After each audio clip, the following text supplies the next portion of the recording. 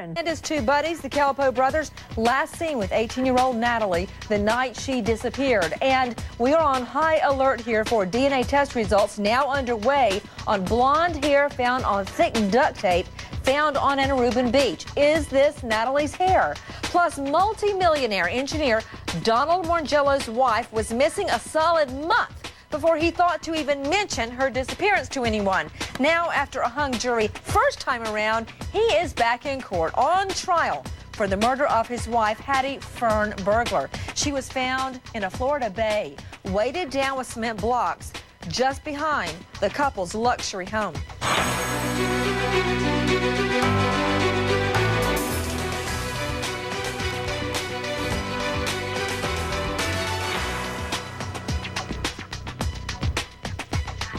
Good evening, everybody. I'm Nancy Grace, and I want to thank you for being with us tonight. Multi-millionaire Donald Moringello fights back in a Florida courtroom today.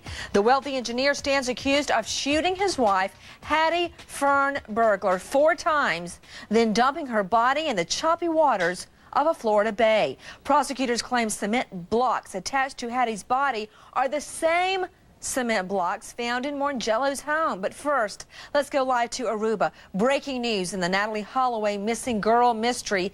2 witnesses emerged tonight to hopefully break the deadlock in the case. And tonight, the clock is ticking.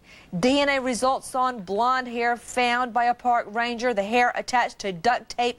Is it Natalie's? We are standing by, waiting for results. Natalie, 57 long days gone. And tonight her family raises the reward for their girl's safe return to $1 million. Tonight in Aruba, TJ Ward, he's the private investigator hired to look for Natalie. He's been doing just that, including door-to-door there in Aruba. In Meridian, Mississippi, Natalie's dad and stepmom, Dave and Robin Holloway, are with us. In New York, defense attorney David Schwartz. In Atlanta, veteran trial lawyer Penny Douglas Furr. In New York, forensic scientist Dr. Larry Kobalinski. And with us, psychotherapist Dr. Robbie Ludwig. But first, let's go down to CNN correspondent Susan Candiotti. She's been on this case from the get-go. Hello, Susan. Bring me up to date. A lot happening.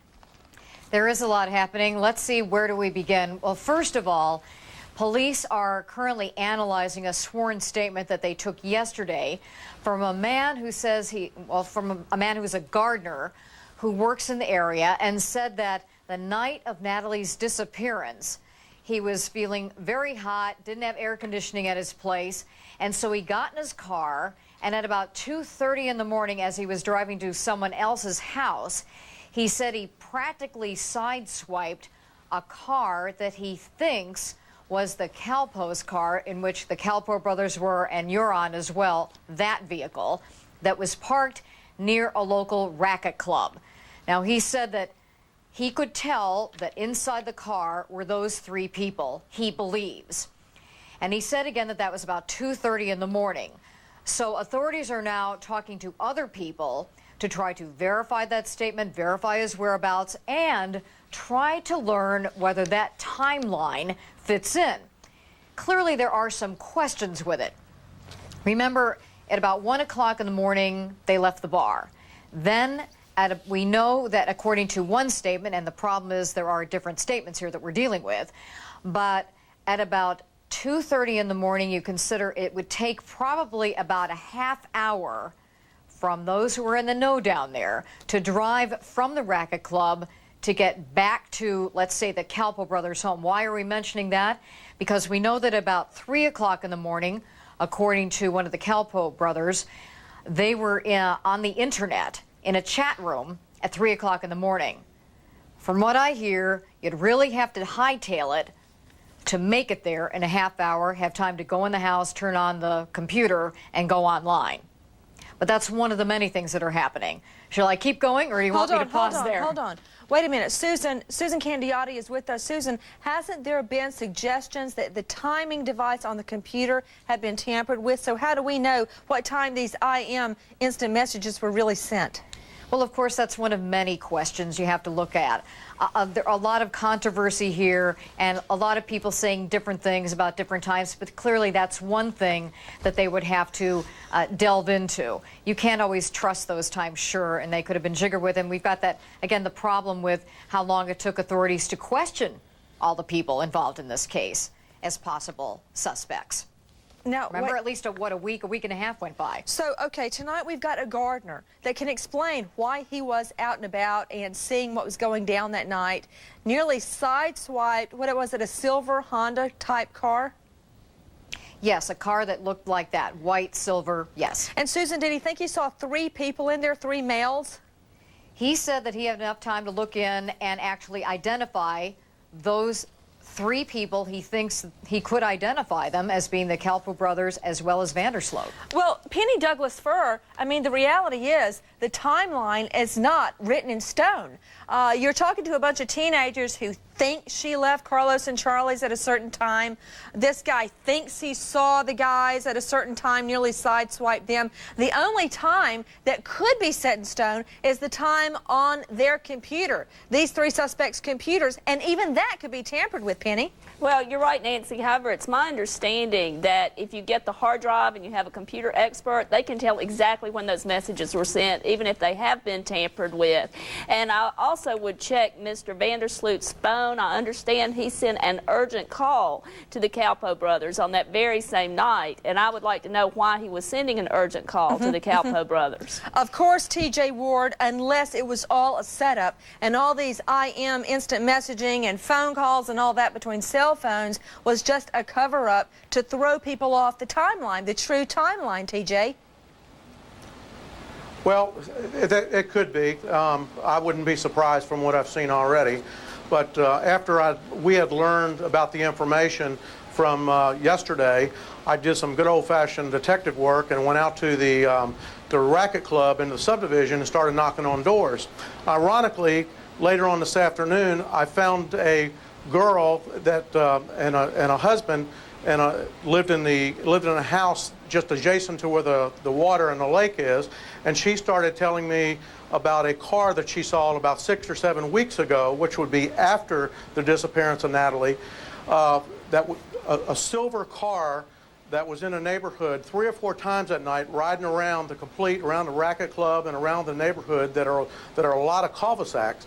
And she started describing this car, so I asked her if I could come back and show her some pictures. So I obtained some pictures from the Kalpo brothers' vehicle, what really was interesting was the taillights on the car had the clear lenses on the taillights, and when I showed her the vehicle, she said, that's the car that was out here. So the car that I was showing her was the Kalpo brothers, which was taken from the investigation from the Aruban police. So in fact, it may have been they were out there after the fact Natalie was missing, looking around trying to find something they may have left behind. TJ, what were they doing looking out at cars going by? I didn't understand your question, Nancy. This woman and man that saw the silver car with the same type of lenses on it as the judge's son, why were they watching cars go by? Well, the wife was home by herself that night, and I met the husband today who took me in to introduce me to the wife. And there's not that many people living in this subdivision because it's under construction right now. And she had her windows open because she was concerned, and she was watching when strange cars would come in a subdivision. She took note of who was there. Gotcha. And this car was just happened to be noticed when I knocked on her door and brought it to her attention. TJ is literally going. This is TJ Ward, a former Atlanta police officer and detective, now a private eye. He's been hired by the family, is literally going door to door to try to find out the whereabouts of Natalie Holloway. You know, Robbie Ludwig, now defense attorneys like Penny Douglas Furr and David Schwartz will attack these people claiming they didn't see what they saw. But the reality is, if you call my mother and daddy right now, they can tell you about strange cars that go back and forth in front of the house. They're convinced they're burglars, all right? And maybe they are, okay? Especially if it's atypical. But we know that when it comes to memory and eyewitness accounts, it's highly variable. So it's very hard to hang your hat on just eyewitness accounts, and you and I both know that. But these witnesses do sound credible, and perhaps they were asked the right question that triggered a memory. What about it? With me, Dr. Lawrence Koblenski, but how likely is it that two people could be wrong about a car in the same area? Well, that's very important because although Robbie is perfectly correct Well, that wait, have you ever had a car wreck? I certainly have. Well, I certainly have too, 8 as a matter of fact. And I remember each one very, very well. Yes, and if yes. I were going straight into another car, I think I That's would true. remember what I saw. Well, there's a negative side, too. If one of them claimed that they saw the vehicle, they could have influenced the second one, and then there would be an agreement. So it's still very questionable. Wait, what now? I'm saying that when you have two people that are looking at something and one says, I've seen this, you know, this was the car, the second one tends to agree with the first. Well, that's if they know about each other's statement. Right. In other words, it's not independent. But wait a minute. David Schwartz, defense attorney, Koblenski's right, but the reality is this Gardner has not had contact with the woman living in the racquetball club. I mean, it's incredible, Nancy. The Gardner has no credibility whatsoever. 2:30 in the morning, he almost sideswipes a silver car going how many miles an hour? Why does Maybe that make 30, him lose 40, 50. credibility? And then he's able to see inside the dark car the 3 people, and they just happen to be the Calpo brothers and Vandersloot. This is incredible. I mean, they better get some better evidence than this. Can you look at the camera, David Schwartz? Yeah, I'm looking at the camera. And with a straight face say, any night you've been up at 2:30 in the morning, Right. you have no credibility. I don't. I can't. Personally, I can't tell the color of a car at 2:30 in the morning, and I believe most people can't tell the color of the car at 2:30 in the morning, and they certainly can't see inside the car to see who is in there. It's ridiculous. Okay, back to I'm sorry, Susan it's Candiotti. ridiculous. Susan, before we go to break, tell me again the circumstances under which this Gardner says he saw Jorn Vandersloot and 2 others in the car. He said that he was driving at that hour in order to get from his house to someone else's house that had air conditioning. He didn't. He said that he was driving and suddenly came upon this car that was parked, going nowhere on the side of the road. He claims that he was able to recognize 3 people inside the car as being the 3 he believed to be the 2 Calpo brothers and Vandersloot.